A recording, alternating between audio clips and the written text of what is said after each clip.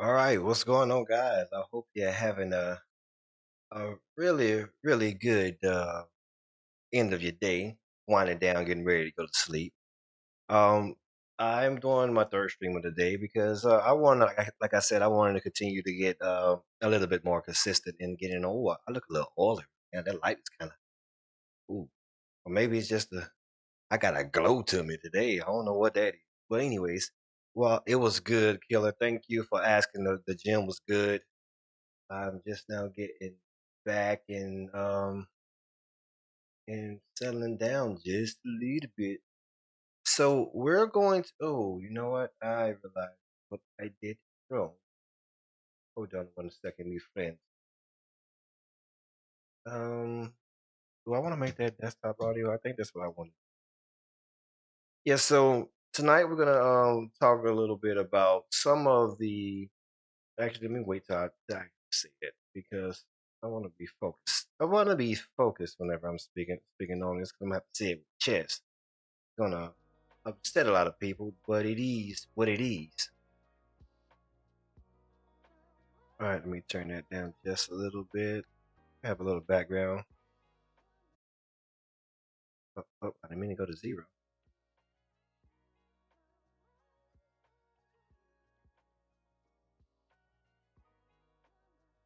All right. Yeah, again, Fox, thank you for asking. The gym was actually pretty sweet. So I want to go over this clip featuring Don Lemon. And before I get into this clip, this it's a clip in regarding how he felt about the Charlie Kirk Memorial. And you would think out of all people that has something to say about Charlie's Kirk Memorial, you wouldn't think it would be the heathen Don Lemon, especially the lifestyle that he lives with him and his significant other. So Don Lemon decided that he wanted to get on his channel, which he has a right to, freedom of speech, and give his unpopular opinion about Charlie Kirk's funeral, or I'm sorry, his homegoing. That's what I'm going to call it, his homegoing celebration. And I'm only saying bringing this clip up because I really don't care about Don Lemon himself, but I think it just points to a bigger issue, and that bigger issue is that for some reason mainstream tends to give us these black men and let makes the other people, the rest of the world, think that we accept these guys and their beliefs as our leaders and our heroes. And I'm just here to let you know that we do not. We do not look up to a Don Lemon as a hero in the black community. We don't care about no Van Jones. He is not the person that we choose to look up to as a hero in our community. We don't take advice from Van Jones. We do not give a shit about what Hakeem Jeffrey has to say. He is not our leader. He is not Barack Obama, and we don't even listen to Barack Obama anymore. And it's getting out of hand because I don't want people to think just because this guy seems that he's in this limelight and he's speaking and he's black that we as a whole as black people we agree with him and we just give him the thumbs up to go and say whatever he want to say and he's speaking for us. He is not speaking for us. He's definitely ain't speaking for me. And I know there's a lot of other black men or black people in general that feels the exact same way. We do not take advice from Hakeem Jeffrey, Van Jones, or Dunn, especially not Don Lemon. Now, with that being said, I didn't watch this yet, so this is gonna be a live reaction for me. But what I did see, I saw a little clip of it, maybe about 45 seconds of him speaking on Christianity when he lived in his life the way that he lived in his life. I don't know how he even has the kahunas to get on here and speak about Christianity. But let's get into this clip. It's about 27 minutes long. I'm gonna try to play as much of it as I can and not be drawn or not over talk it, but we're gonna see what this fool has to say about the Charlie Kirk Memorial. And once again, he does not speak for us. Here this morning. And this one is particularly important and familiar to me, and because it involves something that I believe is controlling Oh, I'm sorry. of people. something that distorts people's thinking, and something that is disrespectful of actual, true Christianity. He's already The moving danger because he knows that that he's finna say religion some BS. poses. Now, I say this as a person of faith. As you know, I wrote a book about it. I'm not saying that you don't have to go out and buy it. I'm just saying, I'm just showing you this because I never knew he had a book. We do not listen to Don Lemon, so we definitely not listening to, or reading Don Lemon. Fox, we do not listen to Don Lemon. Don't let him fool you. We don't care nothing about this book. I didn't even know he had a book. They must got that thing up in Target or something, because I ain't seen it on Amazon or nowhere. It might be in Amazon, but I ain't seen it. I know just a year ago, was it September? A year ago this month, this book came out. And I warned people about the dangers of Christian nationalism, white nationalism, but Christian wrapped in Christian nationalism. And that's a real thing. You can want to believe that it's happening or not. We don't believe you, Don. That's on you. Whether you would like to believe what I'm saying or not. Neither do I. We don't believe you, Don. Already, we don't believe. We're going to get into it. And I'm going to show you some of the things that happened this past weekend.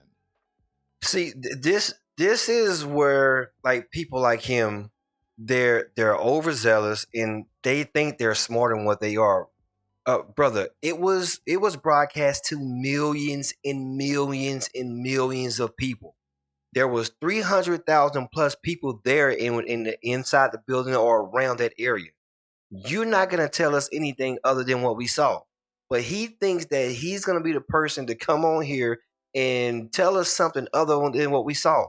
I don't get these people. They've been in these positions in media and able to say what they want to say on air for so long.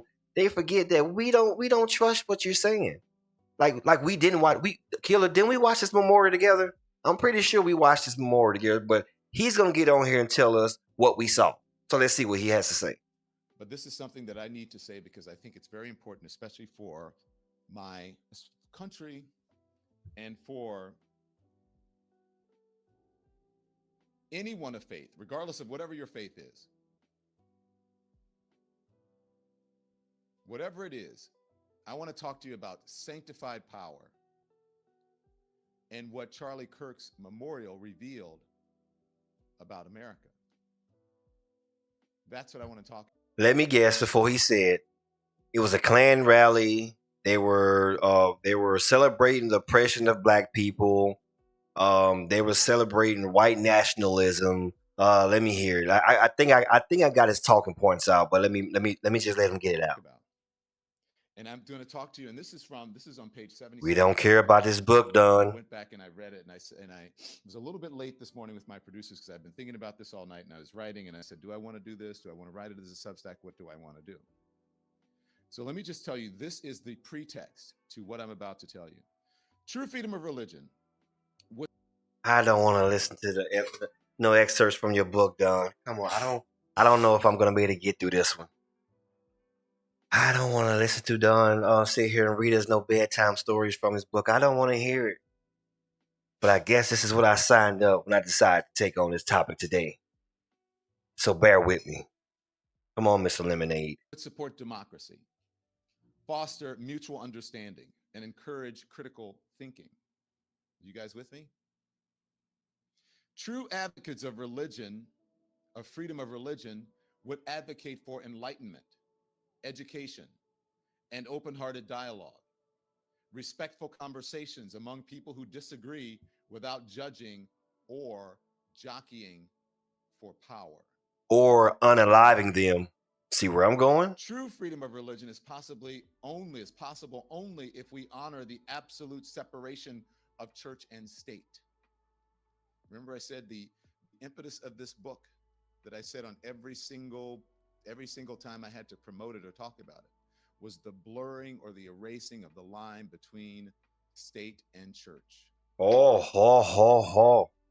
That's the first thing that he said that was a little bit comprehensive to me, or I can comprehend it a little bit. And it makes a lot of sense because I too talked about this. I absolutely agree with the fact that state and church should not be intertwined. The government should not be overreaching into these congregations and to these pastors to push the liberal agenda. See, that's what it is. He never spoke about this until it was a conservative who got the power that happened to be very well endowed into Christianity. Now that uh, excuse me, now that it's not just the liberals with the power intertwined with the government and state, now he wants to speak about this. We've been talking about how that should not be in the church. The catch is that's not what was happening at the Charlie Kirk Memorial.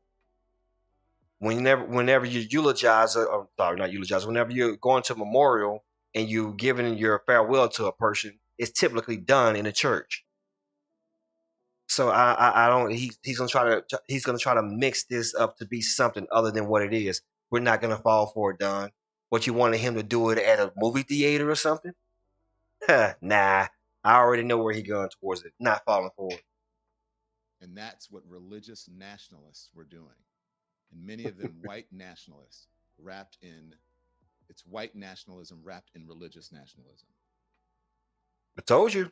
There We it can have is. freedom of religion,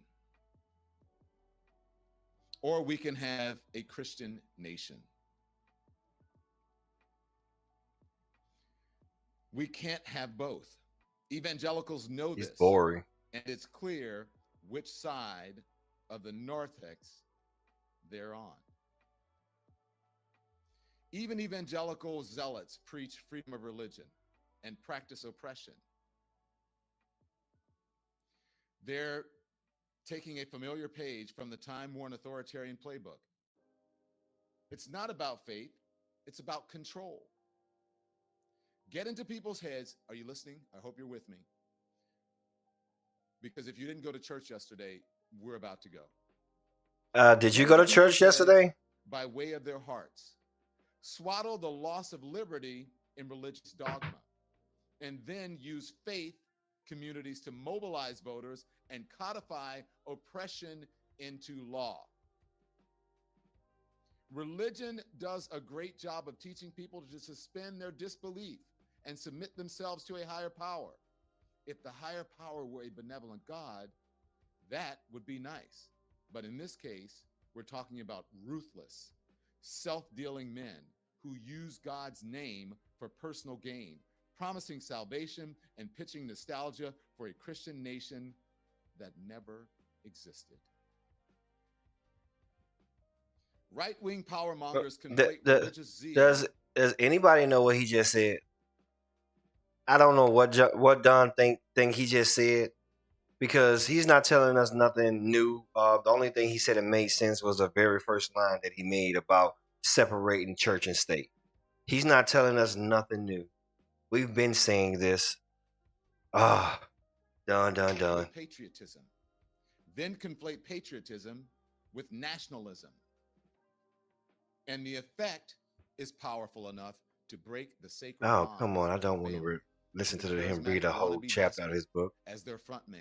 They sample the Bible and the Constitution the way Ice Cube samples the Isley Brothers in It Was a Good Day. You hear it in there, that unmistakable riff from Footsteps in the Dark, but it is a whole new jam. That's how you persuade people to vote against their own interests in extreme self-sabotage. Sort of like putting Megan Thee Stallion on the stage at a presidential rally. Like bringing Beyonce and Oprah Winfrey on to kind of codify the black vote all into one. Oh, that's what you're talking about. Having Sexy Red on stage, talking about what she do with her poom poom is her poom poom. Or Cardi B. Okay, all right. Now I get it. Okay, now I get it. So now you're making sense. It's just that there's one problem with that. The issue is that you're supposed to be telling that to your party. Ways. That's how you get decent, intelligent people to vote against their right to health care, their family's economic well-being, and their sexually diverse children's right to exist. I know how that feels. I know what it's like to need God so desperately Be quiet. willing to listen to anyone who seems qualified to connect you to him. What's going on, Brandon? How you doing, brother? See, this is the issue. See, this is why I get pissed off with people like Don Lemon, because he just read the excerpt from his book, meaning that either he wrote it or he had a writer to write it and he just approved of it. This is why I don't. What's going on, Wade? This is why I don't believe a lot of these black liberal men that get on and speak like this. A lot of these guys, if they put half of their perceived intellect into spreading the truth that they already knows the truth, we'll be in a way better position, because this guy is smart enough to know exactly what he said. It's actually true, but he's not smart enough to know that his party is the party that's doing it. They feel like if they give us Sexy Red and Kendrick Lamar and give us Beyonce and all these people to tell us how to vote, that we will vote that way. He said nothing about this whenever the presidential election was going on. Are you mental? This guy. There was a time when I begged God to extinguish that part of my spirit that made me my authentic self. Please make me not be gay. Please make me not be gay. I ache for that little kid I was, the little kid Eduardo, who I wrote about earlier in the book, was, and the millions of little kids who prayed that self-loathing prayer before and after us. All we can do now is stand up for the Please children finish of with the God excerpt from and your do book. our best to push this democracy towards a truer, more useful definition of religious freedom. Please be it. And these are the things that they said Charlie Kirk stood for. He was a man of faith. And the reason that that struck me so is because I got a text from a friend who said, I am a black woman. The person who babysits my child is a black woman from Jamaica. And she says, Charlie Kirk was a person of faith. Somebody should listen to her. I say to them, okay, so what does that mean, a person of faith? How does a person of faith act? How does a person who really believes in what God and the scriptures say, the true meaning of it, not the See, this is where he loses me, and this is why people do not pay attention to church. Church anymore. You telling me that this black liberal gay man, and I don't have any issue with the person being gay. You can live your life how you want to. I really don't care. You do that. We all got some kind of skeletons in our closets somewhere. So that's not the issue that I'm harping on. Don't really give a care about what he do with his rump. The issue is that what makes you think that you are the spokesperson to sit here and tell us about the gospel and what Christianity is supposed to be, and the way we're supposed to live our life? I don't. He's just got the people. These are not our leaders. We do not follow these people.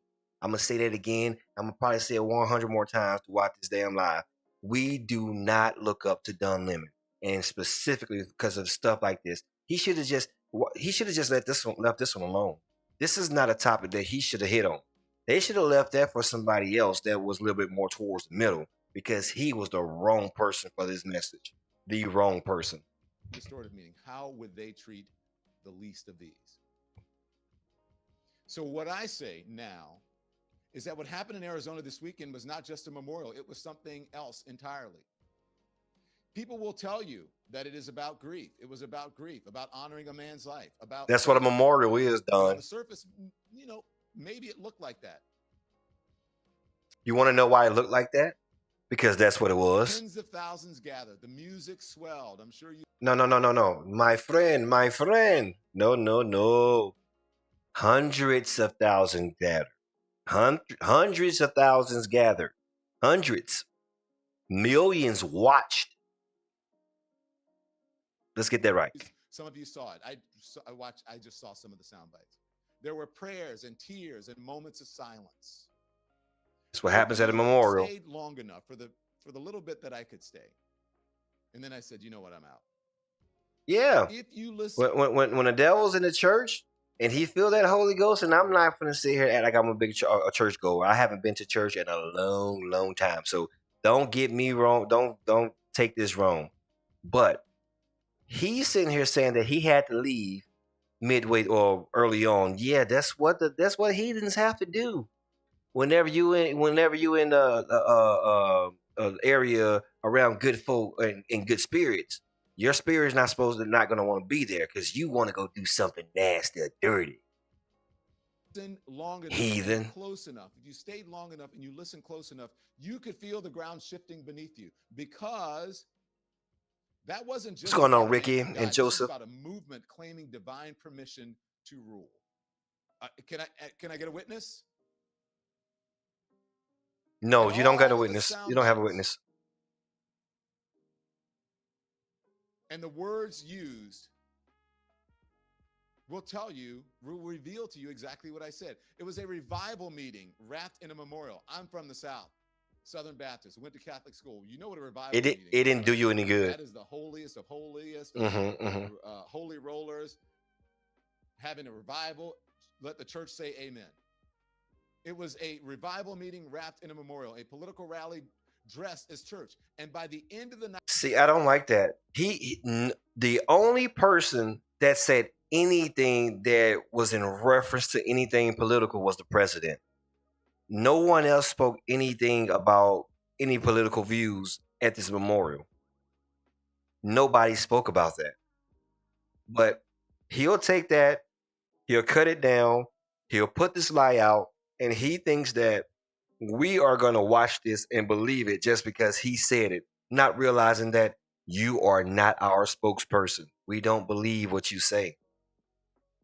And oh man, I can't deal with people like this. Like we watch the same thing that you watched done. But hold on. He also said that he didn't watch it. He couldn't stay, so he can't. What happened? You can't have both sides of the story on of the coin on this. We don't. We Don, you are not our spokesperson. Okay, let's just move on. it was clear this was not only about Charlie Kirk's death, it was about his afterlife in politics. Donald Trump stood on the stage like a man at the center of a prophecy. He called Charlie Kirk a martyr. All right, I'm gonna stop right there. I can't listen to a little much more of him, and I'm gonna pull up a clip. I'm sorry of what was going on at the memorial, and this is why people like him do more harm to the black community than what we actually realize. This was the same thing that was done for Martin Luther King. This was the same thing that was done for JFK. This was the same thing that was done for, I'm pretty sure, Abraham Lincoln and every other political figure that died or was unalive.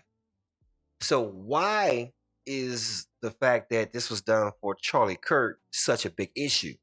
I'll tell you why it was such a big issue. No, it's all good. No problem.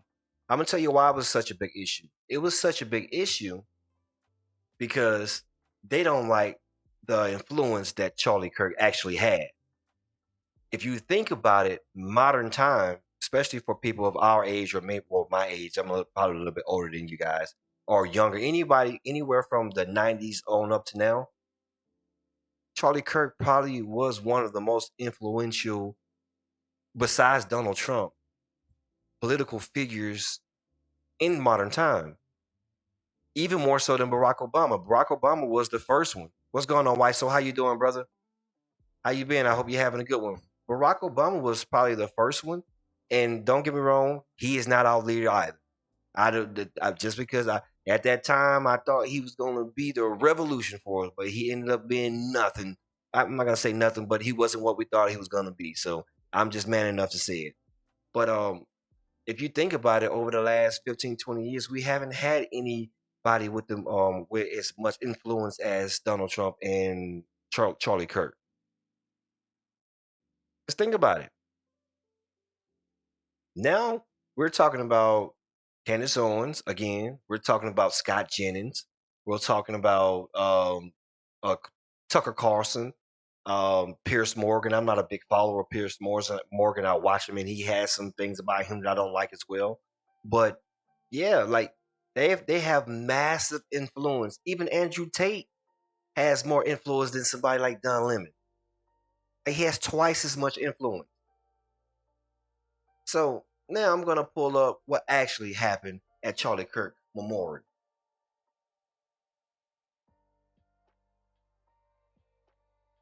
They talking about they don't like the way that they was worshiping. Are you crazy?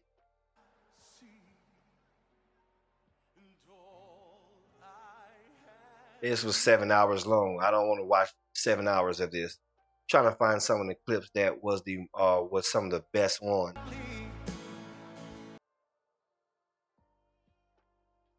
These people are sick, man. These people are sick.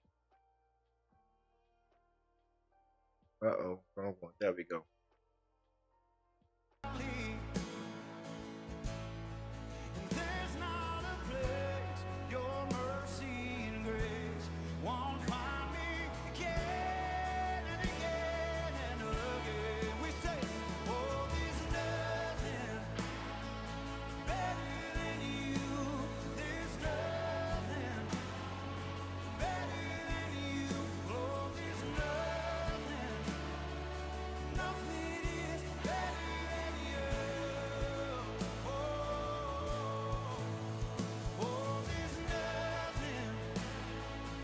All right, so you get the vibes of what was going on at Charlie Kirk's memorial.